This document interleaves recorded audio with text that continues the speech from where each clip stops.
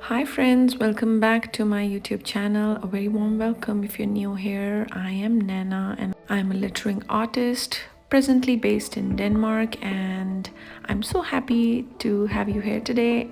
In this series, today's letter is gonna be letter G.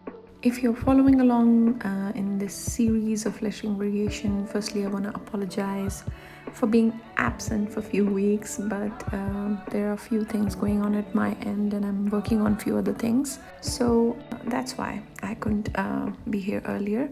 But we are here now today, and I am so excited to do this letter with you because I really love the letter G and there's so many possibilities to write this letter beautifully. So yes, let's get right into it. All you need is a piece of paper and any sort of brush pen that you like. I'm using Tombow dual brush pens in the color 403. I think it's a beautiful blue.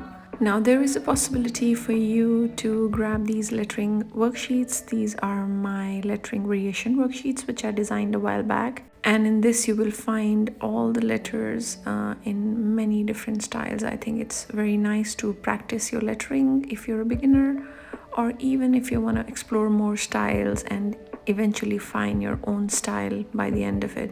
But if you don't want to trace, just go freehand. You're going to be completely fine, and you can explore many other different ways to write the letter G. Today we practice some of the G's that I really love. Some of them are simple, some are a bit intricate. I have done some flourishing, some are very basic, so there is something for everyone, I think. And again, the very basic rule of lettering is to have thick downstrokes and thin upstrokes. So just keep that in mind and practice the different letters, and they are gonna turn out just fine.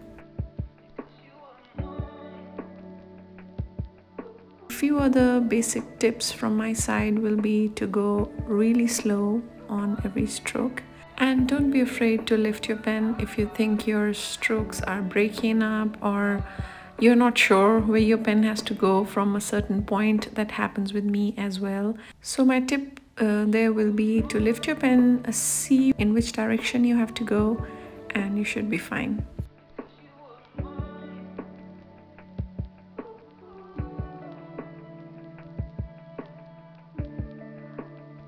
And we are done with the letter G. How fun they were. I just love drawing G's, lettering G's. They are so fun. There are so many possibilities. There are many more, but these were all that I could fit in one A4 size sheet.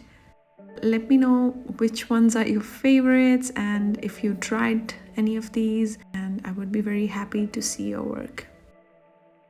And lastly, thank you so much for hanging out with me. I had so much fun making this G and sharing with everyone here. So thank you so much, and I will see you guys with the next letter.